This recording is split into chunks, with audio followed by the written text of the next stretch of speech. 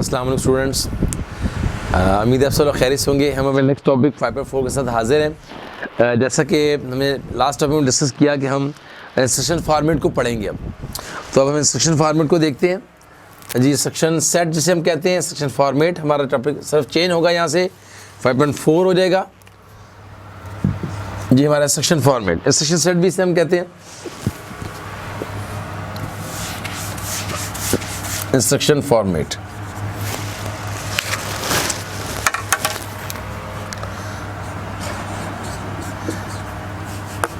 Instruction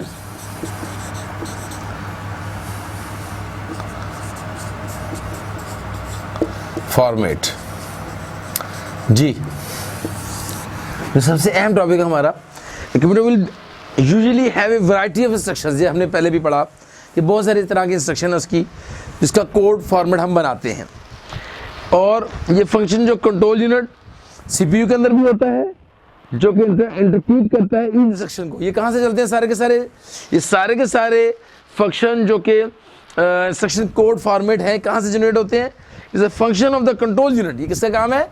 control unit का काम है, और जो कि कहाँ पर है? सीपीयू के अंदर होता है, जो कि इंटरप्रीट करता है, हर इंस्ट्रक्शन का कोड जनरेट करता है एंड प्रोवाइड करता है necessary control functions needed to process the instruction, ताकि हम उस पर काम कर सकें।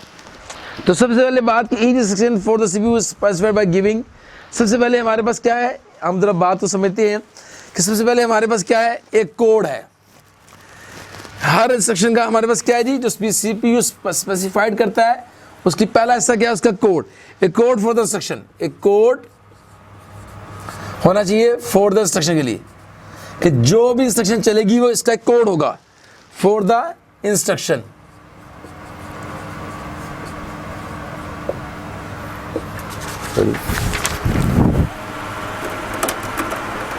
जी। उसके बाद नेक्स्ट है, उसे हम आमतौर में ऑप कोड भी कहते हैं। ऑप कोड जी, instruction code for the instruction का उसका नाम क्या रखते हैं? Op code. उसके बाद उसका क्या होगा जी? ये नंबर 1, फिर नंबर 2 उसका होगा एड्रेस, होगा उसका address of the operand, of the operand का एड्रेस होगा हमारे पास। दूसरा उसका एड्रेस भी जरूरी है जी। पहले इंस्ट्रक्शन का कोड, फिर उसका एड्रेस, और फिर होगा all the other things like addressing mode में जब हम देखते हैं are also specified, but in most general form of the instruction is specified in the format given below. ये किससे एक फॉर्मेट दिया गया है बुक के अंदर, मैं इसको यहाँ बना रहा हूँ जिससे आपको बात समझ। ये जो मैंने लिखा है इसी की मैं शेप बना रहा हूँ, जो मैंने लिखा है इसी की शेप बनाऊंगा।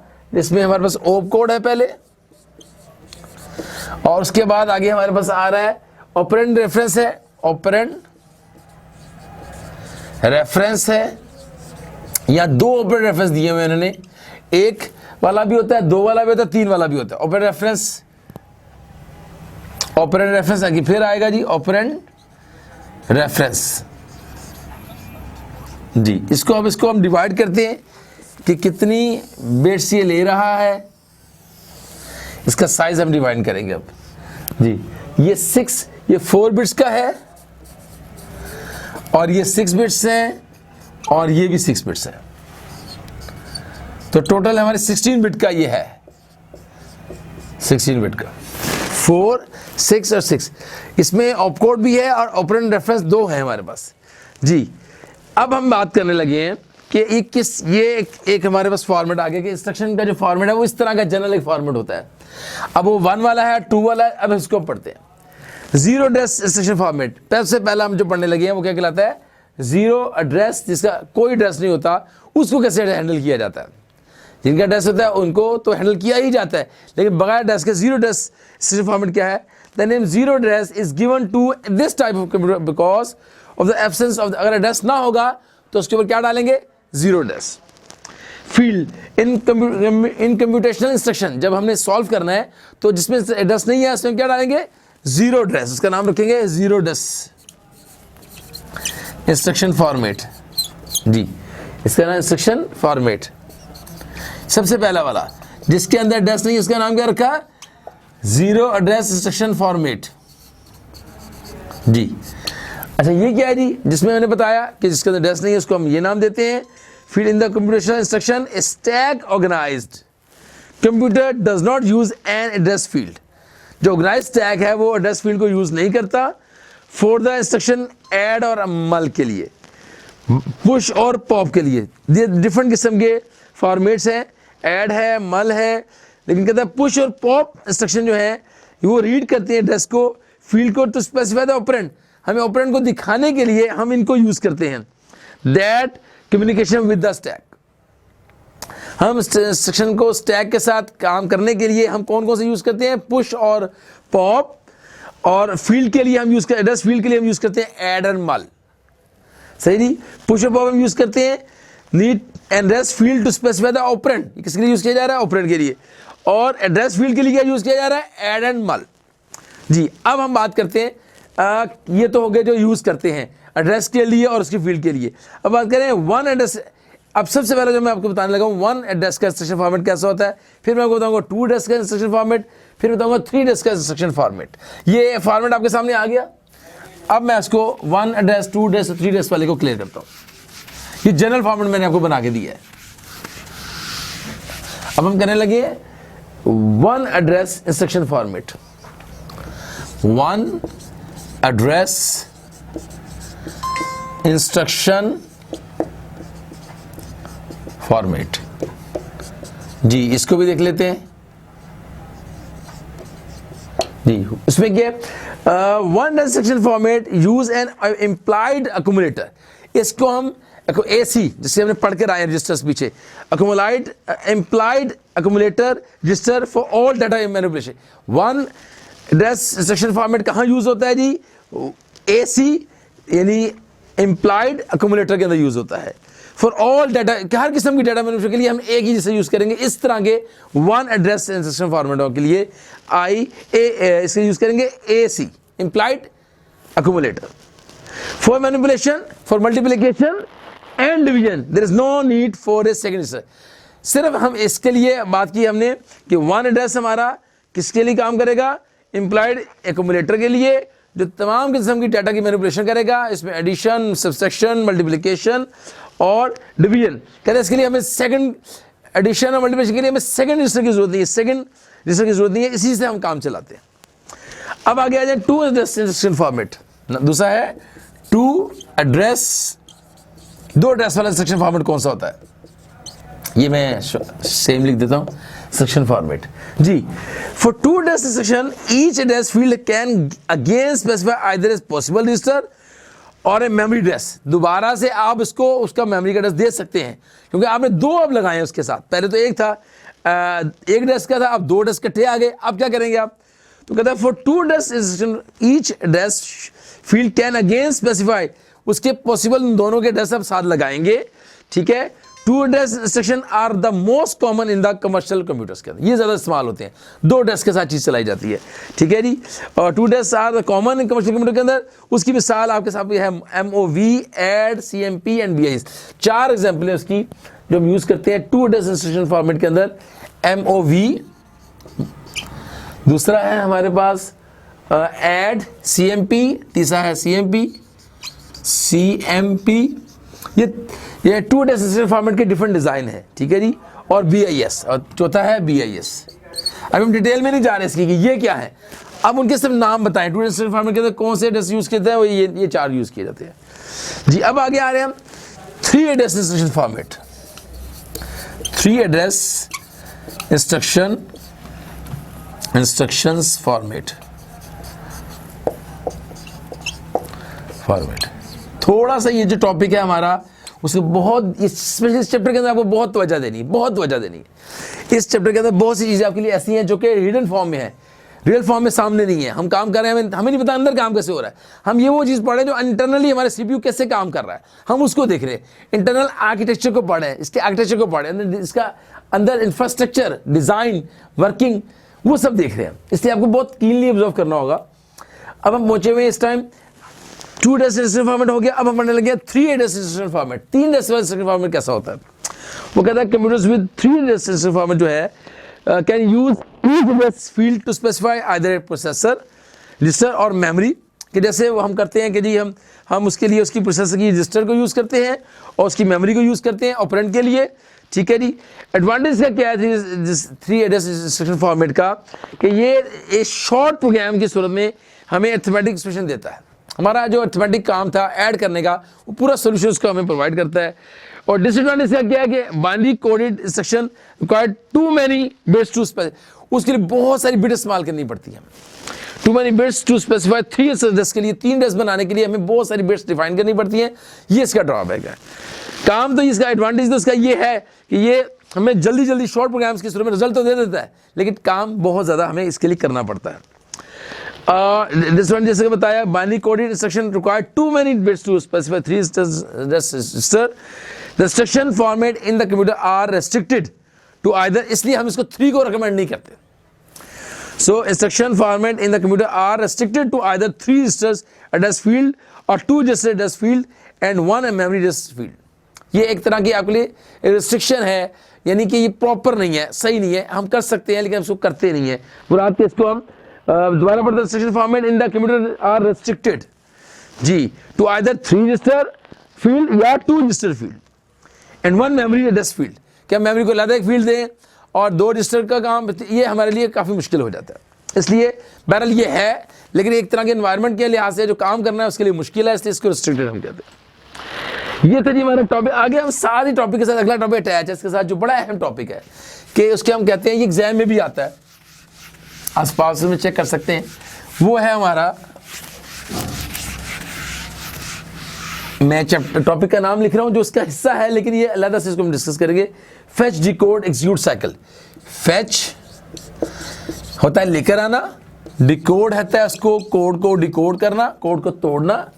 फेच, डिकोड और फिर उसको एग्जीक्यूट करवाना, एग्जीक्यूट साइकिल, इसको और इस काम को फिर करते रहना, ये काम फिर मुश्किल चलता रहे। फेच लेकर आना, डिकोड, कोड को डिकोड कर दोबारा नॉर्मल फॉर्म में लेकर आना, जो कोड था उसको डिकोड करना, असली फॉर्म में लाना, फिर उसको चलाना, और ये काम फिर मुश्किल चलता है, साइकिल जी।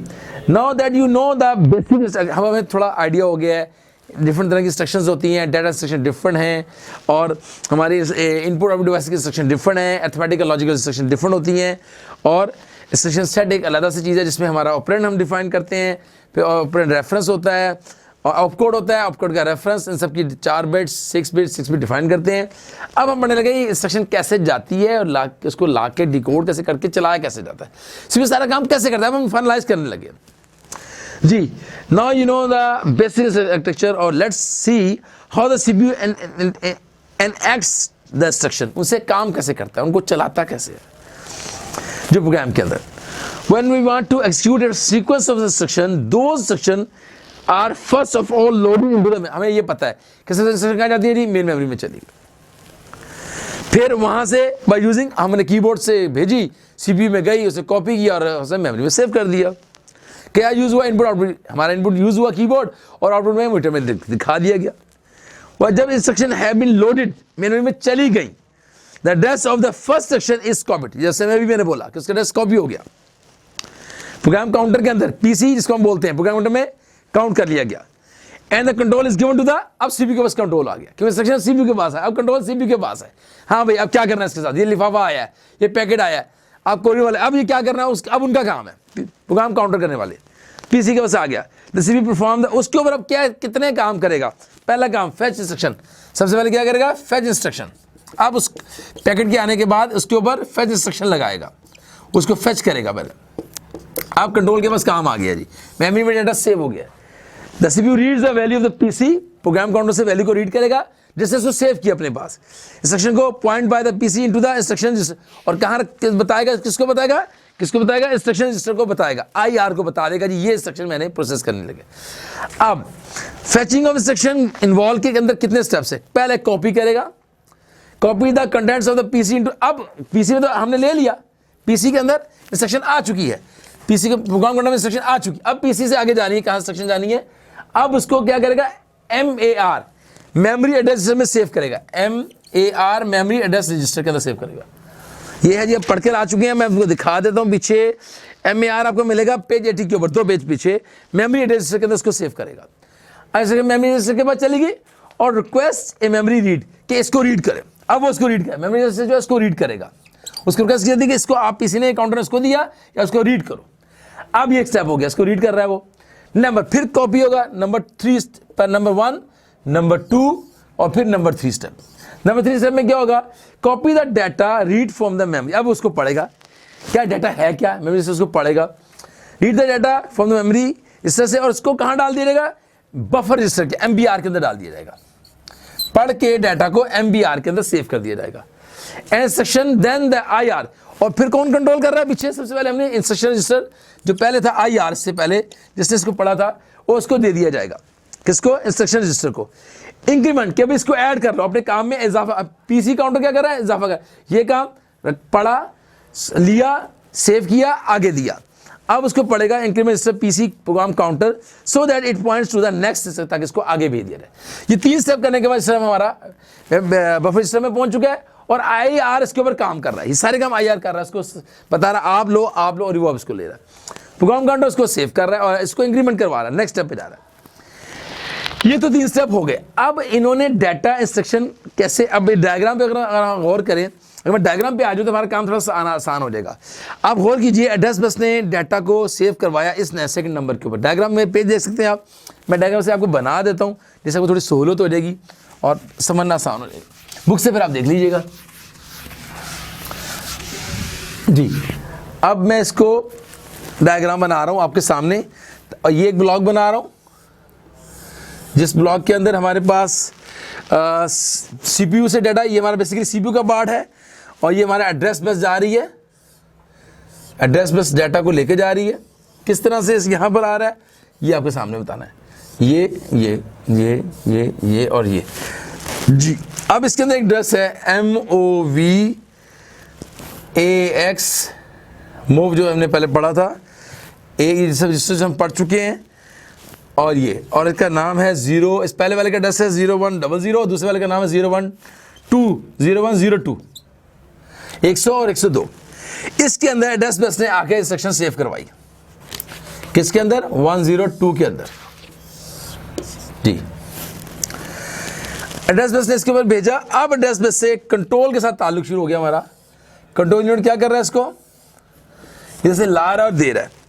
ये एड्रेस बस था जिसने एक दफ़ा मेमोरी में से, ये मेमोरी का एरिया है जहाँ पर सेव करवाया जा रहा है, ये CPU का एरिया है जहाँ पर registers ALU arithmetic control unit सारे काम कर रहे हैं। अब ऐसे इसको भेजा कंट्रोल यूनिट ने वापस, अब कंट्रोल यूनिट यहाँ से ले भी रहा है और उसको पहुँचा भी रहा है और इसके ऊपर काम भी कर रहा है और उसको सेव भी कर रहा है। जो हमारे प्रोसेस हम करके आ रहे हैं, ये ऊपर ऑपरेंड लगाकर ऑपरेशन रेफरेंस देकर इसको जो है वो इसका ट्रांसफरिंग हो रही है ऑपरेंड रेफरेंस के ज़रिए से। अब हमारा काम वो वहाँ तक पहुँच चुका है, डाटा रजिस्टर हो चुका है, प्रोग्राम काउंटर ने उसको MR को दिया, MR ने MBR को दिया और प्रोग्राम काउंटर उसको आगे चला। अब हम करने लगे ये काम मुकम्मल कैसे होगा, ये मैं साइकिल बना रहा हूँ, फिर मैं आपको रीड करूँगा आपके सामने जी। ये 0 है, ये जो आपने इंस्ट्रक्शन में भेजी थी, ये 2 नंबर यहाँ चली गई इंस्ट्रक्शन एड्रेस बस के ज़रिए से, और यहाँ से वापस दोबारा आई है जी। अब क्या है, वापस जो आई है तो उसकी क्या सूरत हाल है, अब ये डाटा बस जो है वापस आया है, कंट्रोल बस को लेके आया है और इसको यहाँ डिकोड किया जा रहा है। ये क्या चीज़ है जी, ये है हमारा इंस्ट्रक्शन पॉइंटर के ज़रिए से इसको लिया जा रहा है और फिर उसको जनरल पर्पस रजिस्टर जो हमारा था वो है जी, ये हमारा जनरल पर्पस रजिस्टर, ठीक है जी। और इंस्ट्रक्शन रजिस्टर हमारा क्या है जी, ये वाला, ये हमारा इंस्ट्रक्शन रजिस्टर है, ये IR, ये हमारा इंस्ट्रक्शन रजिस्टर IR। और इसके बाद इसको दिया जा रहा है किसको, ये इंस्ट्रक्शन आएगी एग्जीक्यूट यूनिट के पास, किसके पास आएगी, एग्जीक्यूट यूनिट, मैं शॉर्ट लिख रहा हूँ, और फिर आएगी आगे डिकोड यूनिट के पास और ये इसको डिकोड कर देगा, डिकोड यूनिट DU जी। अब मैं इसको पढ़ता हूँ, डिकोड इंस्ट्रक्शन कैसे होगी। यहाँ से डाटा गया, इस एड्रेस में मैं सेव करवाया, वहाँ से कंट्रोल यूनिट को कंट्रोल किया और डाटा यहाँ पहुँच गया IR के पास, IR से इंस्ट्रक्शन EU के पास आया, EU क्या है जी हमारे पास, एग्जीक्यूट इंस्ट्रक्शन जिसे कहते हैं, और फिर DU क्या हमारा, डिकोड इंस्ट्रक्शन। यहाँ डिकोड होने के बाद डाटा हमारा वापस यहाँ पर पहुँच गया जी। अब मैं पढ़ता हूँ, decode instruction once the fetching of instruction is complete. जब आप डाटा लेकर आ रहे हैं, अब डाटा आपका लाना यहाँ हो चुका है, यहाँ से डाटा उठा के ले आए, फेचिंग हो गई है जी, तो सी यू डिकोड, तो क्या कौन करेगा? सी यू कंट्रोल यूनिट क्या करेगा? कंट्रोल यूनिट डिकोड करे इंस्ट्रक्शन को by analysing the operand op code, उसको एनालाइज करेगा ऑप कोड के अंदर, उसका ऑप कोड बनाएगा। उसके बाद it also read the value of the operand, जो हमने ऑपरेंड बनाने का तरीका पहले सीखा है, ऑपरेंड का क्या पड़ेगा? Instruction by analysing the op code the instruction it also read the value of the operand, उसके अंदर वैल्यू कितनी वो पड़ेगा। वैल्यू पढ़ने के बाद इंस्ट्रक्शन के अंदर डिकोड करेगा, means activate the appropriate circuit to execute the, अब उसको डिकोड करेगा। IR से EU, EU से ये डिकोड होने के बाद इंस्ट्रक्शन हमारे पास मुकम्मल होगी। यानी इसको डाटा जो था उसको समझा, उसको पढ़ा, उसको डिकोड किया और उसके हवाले कर दिया कंट्रोल यूनिट। ठीक है जी, अब डिकोड हो गया, पढ़ लिया, अब उसको चलाना। अगला काम है एग्जीक्यूट साइकिल का। जो अगला है एग्जीक्यूट साइकिल, EI जिसे हम कहते हैं एग्जीक्यूट साइकिल, तो वो है after decoding the instruction the processor execute the instruction, यहाँ चला गया एक्जीक्यूट करेगा इंस्ट्रक्शन को by using the activated circuit. अब वो एक्टिवेट सर्किट उसको क्या यूज करेगा, then the result of the execution are return back to the register and memory, और दोबारा इसके अंदर सेव। अब ये तो डाटा उठाना, डिकोड करना, फिर वहाँ नोट करवाना, उसे दोबारा यहाँ पे मेमोरी में सेव करवाना, और फिर उसको जो है मेमोरी से लेके जाकर डिस्प्ले करवा देना। यहाँ डिकोड और एनकोड, डिकोड एनकोड करके दोबारा से डिस्प्ले करवाना। तो ये था जी हमारा execute instruction cycle. The CPU repeatedly does this. अब वो सीपीयू काम करता था डिकोड करके डाटा को जो यहाँ था बाइनरी फॉर्म में था उसको डिकोड किया, डिकोड करके उसको लाने के बाद इसमें सेव करवा के जनाब हमारे आउटपुट में डिस्प्ले करेगा। The CPU repeatedly does this step, these steps are known as the fetch decode execute cycle. क्या कहते हैं इसको? Fetch decode execute cycle. ये सारे प्रोसेस का नाम है जी फेच डिकोड, फेच करना, डिकोड करना और फिर उसको एग्जीक्यूट करना। यहां पे एग्जीक्यूशन हो रही है, एग्जीक्यूट साइकिल। मैं थोड़ा सा दोबारा बताऊंगा आपको, कहीं अगर कंफ्यूज ना हुए हो। देखिए दोबारा गौर कीजिए कि ये हमारा रजिस्टर जो लंबा वाला इंस्ट्रक्शन रजिस्टर है, फिर हमारा कहाँ चलेगी, बात चलेगी हमारी जी, और डिको आगे आ गया एग्जीक्यूट यूनिट आ गया, फिर हमारा डिकोड यूनिट आ गया। ठीक है, 3 यूनिट आपको डायग्राम में नजर आ रहे हैं, नीचे लिखे हुए हैं और उसके नाम भी साथ दिए गए हुए हैं। जो सबसे ऊपर वाला था हमारा इंस्ट्रक्शन रजिस्टर, ये हमारा इंस्ट्रक्शन रजिस्टर है। ये हमारा क्या है जी? Instruction register. इसका नाम है IR इंस्ट्रक्शन रजिस्टर। ठीक है जी, मैं नाम लिख रहा हूँ। और ये जिसके से 0 वाला है जनरल पर्पज है, ये जनरल पर्पज है तो इसको GP लिख देता हूँ, जनरल पर्पज रजिस्टर है। ये दोनों, ये कौन सा है जी? हमारा इंस्ट्रक्शन रजिस्टर, ये जनरल पर्पज रजिस्टर हो गया।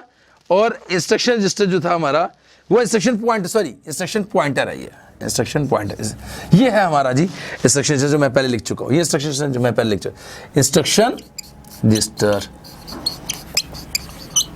और ये था जी हमारा। इसके बाद हमारा नेक्स्ट जो है वो हमने देखा एग्जीक्यूट यूनिट। ये है एग्जीक्यूट यूनिट। और ये है हमारा डिकोड यूनिट, जो सबसे इंपॉर्टेंट जो डिकोड करता है, डिकोड। खैर तीनों मिलके काम करते हैं। ये था हमारा execute cycle, fetch decode execute cycle. ये था जी हमारा आज का टॉपिक। उम्मीद है आपको समझ आया होगा। टॉपिक थोड़ा सा मुश्किल था, हमने इसको मेहनत की है इसको समझने की। आपको इंशाल्लाह आप इसको रीड करेंगे, आप आपको बिल्कुल वाज़ेह, जब टॉपिक को सुनने के बाद रीड करेंगे आपको फ़ौरन समझ आ जाएगा। इंशाल्लाह उसको लर्न करें एग्जाम के पॉइंट ऑफ व्यू से, और इसको बहुत इंपॉर्टेंट तवज्जो दीजिए इस चैप्टर को। इंशाल्लाह इसमें बहुत सा स्टफ आएगा और उम्मीद आपको समझ आया होगा। इसमें कोई कमी हो, कुछ आप उसमें आप कुछ हमें अपडेट करना चाहते हो तो आप हमें ज़रूर गाइड कीजिए। आपका बहुत शुक्रिया। अल्लाह हाफिज़।